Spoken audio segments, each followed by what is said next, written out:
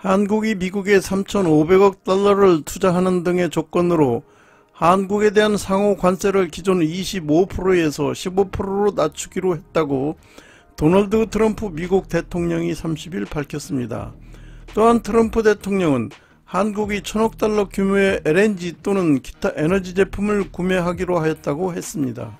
그러나 미국 측 공식 발표에는 향후 3년 6개월 동안 LNG 등을 1,500억 달러 구매하기로 했다고 발표했는데요. 농축산물 포함 여부를 놓고도 한미 양측의 발표 내용이 서로 다릅니다. 물론 우리나라 레거시 언론은 무조건 정부 발표를 집중 보도하고 있습니다. 그러나 관세 협상 내용은 우리나라 앞날에 매우 중요한 영향을 주기 때문에 일본, EU의 협상 결과와 비교 분석해보고 또 다른 미국 측과의 발표 이견 등을 따져보고자 합니다.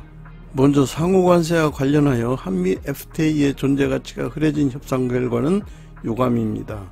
다만 상호관세와 관련하여 15%로 정해진 결과는 일본, EU와 똑같은 것으로 알려졌었습니다.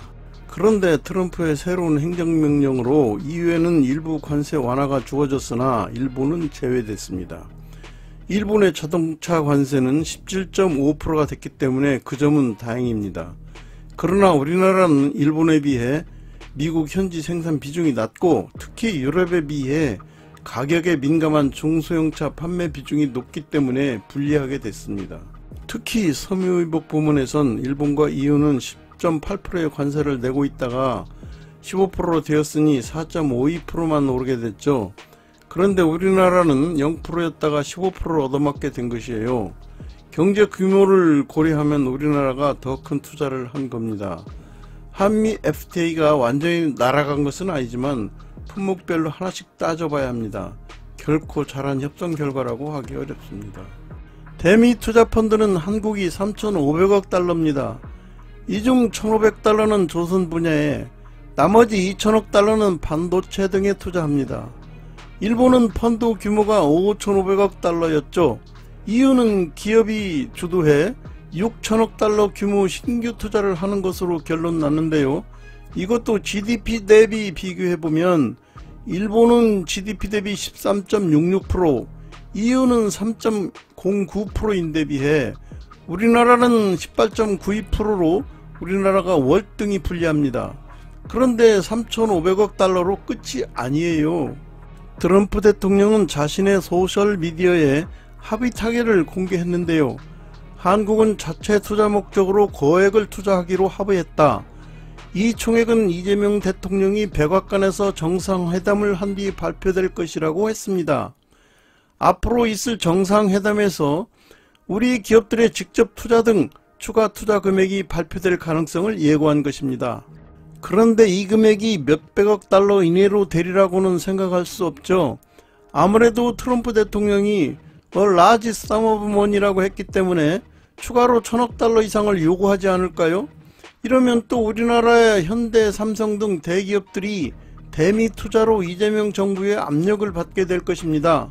트럼프 대통령은 SNS에 한국이 제시한 3,500억 달러는 미국이 소유하고 통제하는 투자라고 밝혔는데요. 트럼프 대통령은 앞서 일본과의 통상협상 직후 일본의 5,500억 달러 투자 약속에 대해 내 지시에 따라 at my direction 투자된다라고 했습니다. 특히 owned and controlled라는 표현은 지배적 권한을 뜻하는 만큼 운용 방식에서 분쟁이 일어날 소지가 있습니다.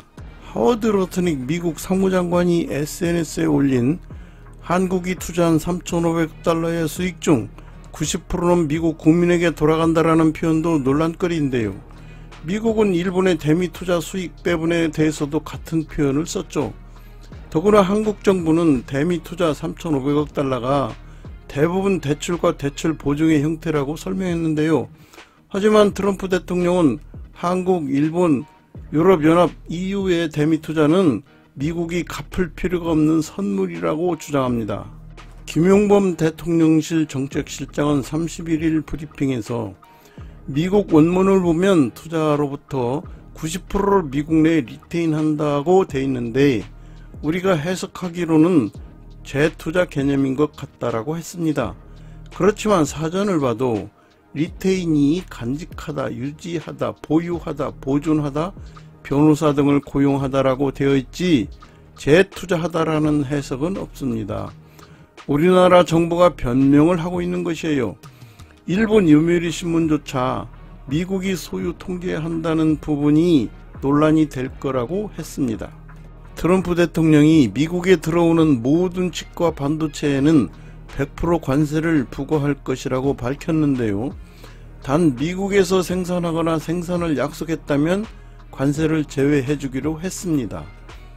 당장 삼성전자의 경우 파운드리 공장은 미국에 있지만 D램과 낸드 프래시 메모리는 우리나라와 중국에서 생산됩니다.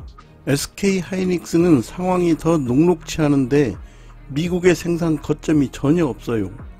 더구나 HBM의 경우 대만을 거쳐서 들어가는 상황이죠. 우리 기업들이 해외 생산 라인에서 높은 관세 직격탄을 맞을 가능성이 제기되는 이유입니다. 지난해 우리나라가 미국에 수출한 반도체는 우리 돈 14조 7천억 원 규모인데 자동차와 함께 3대 주력 품목입니다. 트럼프 정부의 정책 불확실성이 워낙 크고 반도체 공급망이 전 세계에 퍼져 있는 만큼 영향을 가늠하기 어려운 게 사실이죠. 당장 우리나라가 낮은 세율을 적용받는다고 해도 다른 국가의 높은 관세가 매겨지면 최애국 대우가 유명무실해질 수 있다는 뜻입니다. 일본과 EU가 미국산 에너지, 군사장비, 농산물, 항공기 등을 천문학적 규모로 구매하기로 약속한 데 반해 한국은 향후 4년간 LNG 등 미국산 에너지 1000억 달러 구매만 약속했습니다. 물론 미국은 1500억 달러라고 하고 있고요. 일본은 알래스카 프로젝트와 관련한 합작 벤처를 설립하기로 약속했는데요. 반면 우리나라는 알래스카 관련 합의는 따로 없습니다. 이유는 관세율을 낮추는 대가로 미국의 대규모 에너지 구매와 추가 투자를 약속했습니다. 트럼프 대통령 임기 동안 매년 2,500억 달러씩 총 7,500억 달러 규모의 에너지를 구매할 방침이죠. 이유는 우크라이나 전쟁 이후 러시아에 대한 에너지 의존도를 낮추고 있어 어차피 다른 곳에서 에너지를 사야 합니다. 따라서 미국산 에너지 구매는 실익이 크다고 볼 수 있죠.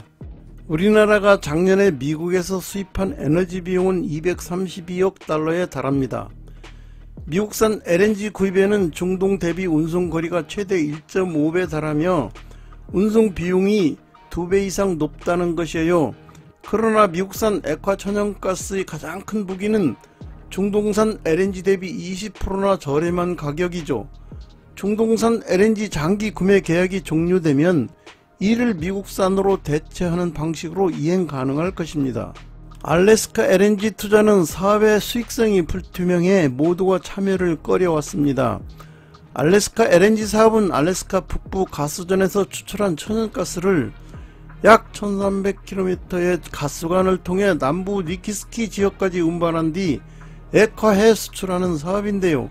총 사업비만 약 440억 달러로 가스관과 액화 플랜트 등 설비 구축이 필요합니다. 개발비가 많이 들고 환경단체와의 소송이 벌어질 수 있어 글로벌 석유 가스 기업인 엑손 모빌과 BP도 지난 2016년 사업성 부족을 이유로 참여를 포기했습니다.